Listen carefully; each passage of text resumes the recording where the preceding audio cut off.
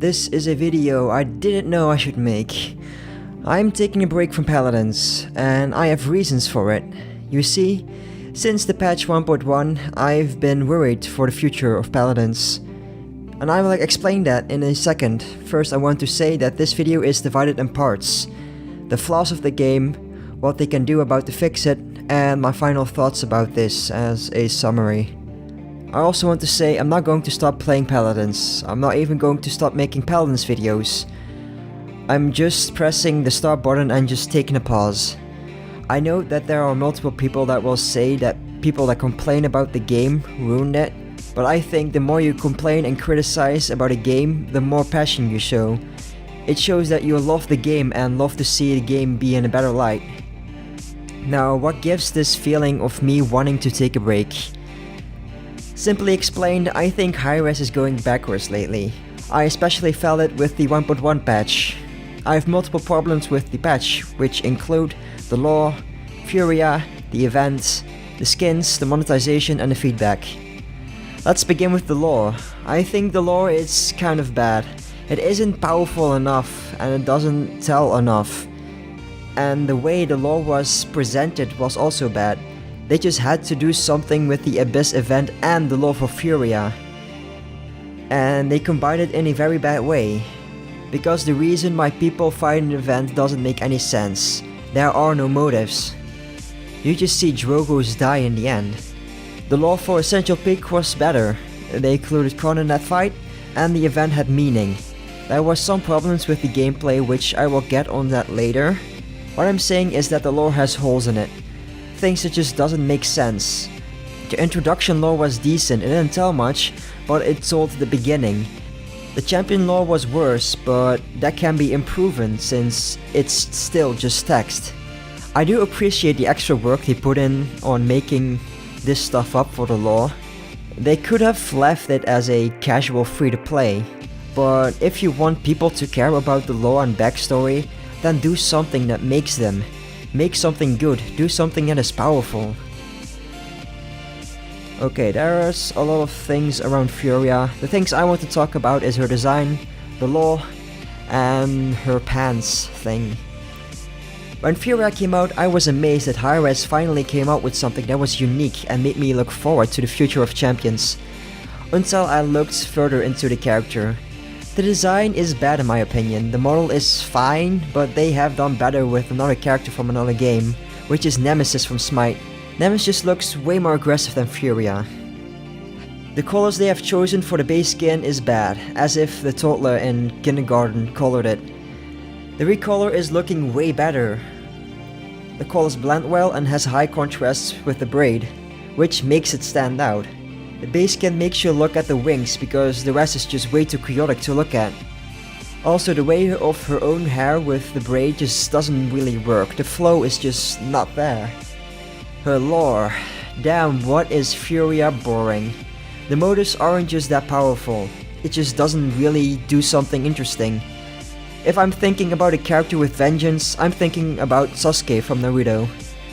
From all the screen time, he has just got something to do with vengeance, even if it's just considered evil for us. Sasuke is interesting, his main description is vengeance, but has other things that make him the bad guy, and from that, just interesting. Furia is just her wanting to take down the Abyss because of her sister, nothing else. Not to mention, Furia's voice pack is awful. Not only is it inconsistent to the rest of the voice packs, but also poorly voice acted. There isn't true emotion in her character, but her animations are great, but so was Zin's animation, not to mention that Zin's character, lore and design is better. So why isn't Furia as good? Well, I think it has something to do with the deadline and with everything, it just came with it. When Furia was released, there was just something with her legs. It was too showy and made her look like a slut, according to some people. In some ways I could understand, but I think that shouldn't change the character. But that's not the problem. The problem is that Hi-Rez responded to that by lazily fixing that by just giving her yoga pants. Just why Hi-Rez? At least redesign it in a way it looks good, because this is just lazy. But that's not the only problem. That they respond to this and not respond to the criticism that is more important just amazes me. Like, why does the event still forces you to champions? While there were many people that said that they didn't like that system, the fact that the unbounce went for so long despite all the people complaining about it, it's just stupid. Okay, finally we are at the event. I found the event bad in general, but I will explain these with game, skins, and monetization. The game mode was kind of bad. Yes, it was new, and happy about that, but they did the same mistake as last time and made another mistake on top of it. The characters were still being forced to you. If you get a champ that you can't or have never played before, too bad. And this is not like you have to play somebody else because your champion of choice is already picked. No, the game just gives you a champ. The new mistake might not be so clear to many, but the event makes no sense. The essential pick had a hole, which was why did the magistrate get Genos cooldown blessing if they are fighting against him? But Rise of Furia made less sense. Why do the characters fight? For what reason? What's the motive? It's just random champs fighting against other random but the same champs. At least Essential Peak had some standard characters that were evolved in the lore. All I can take from this event is that it was an attempt to bring the spotlight more on Furia, but she is still uninteresting. Also, is this event canon?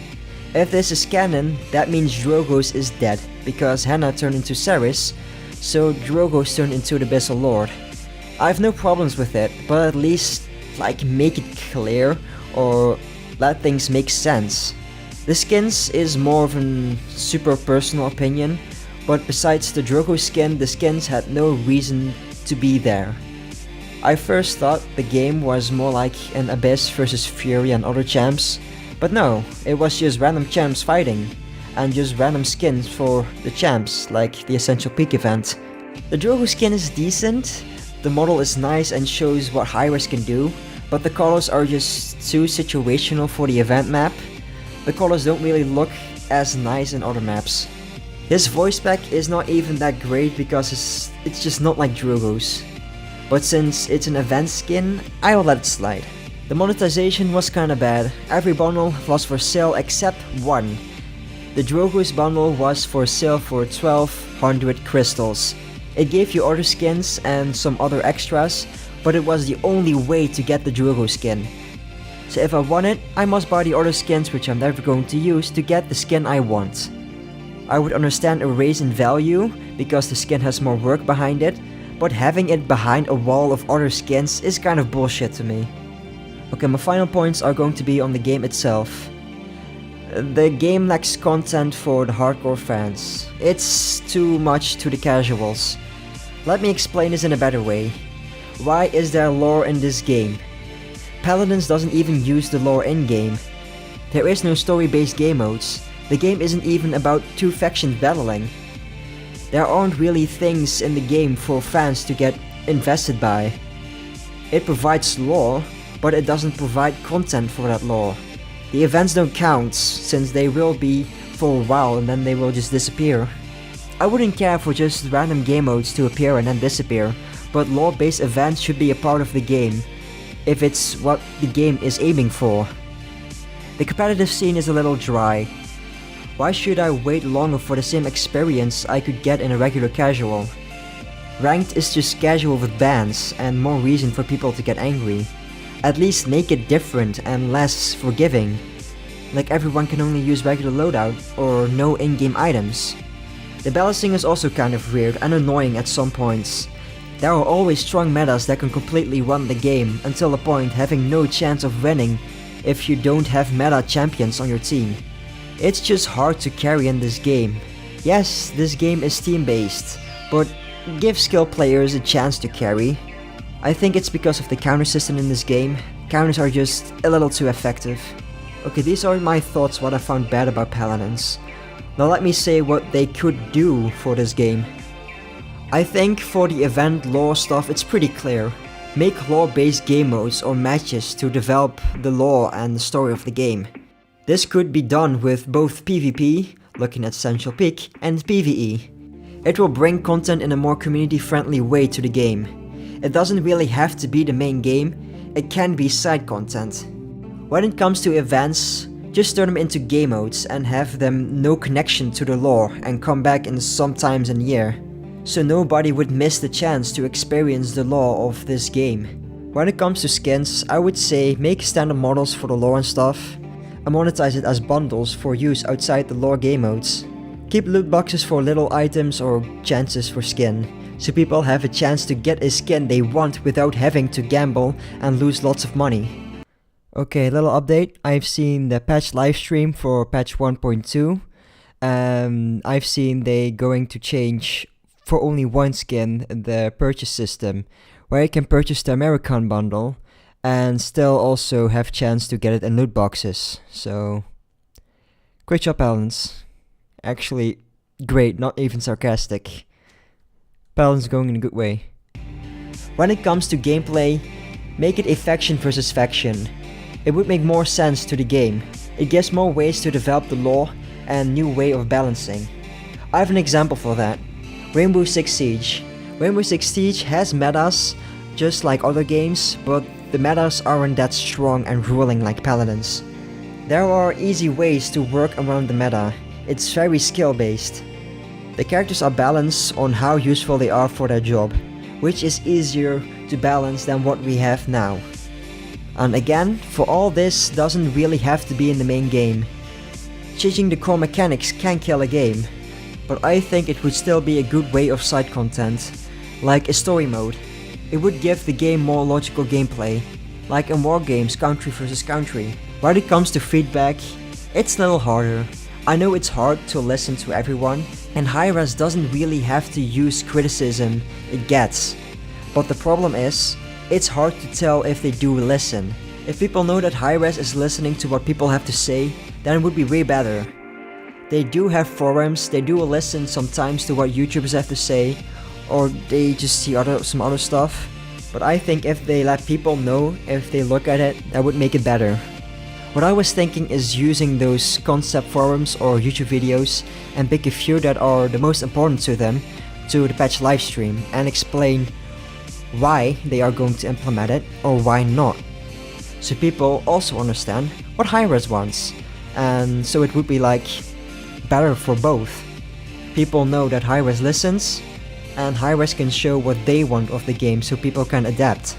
All of this, and I still want to make sure that you know that I still love this game.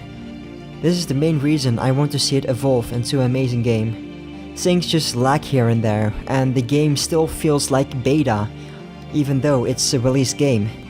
I hope the devs see this, and you can help me by sharing this video.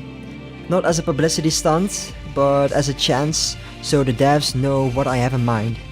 You can also even make your own video about this and use my points.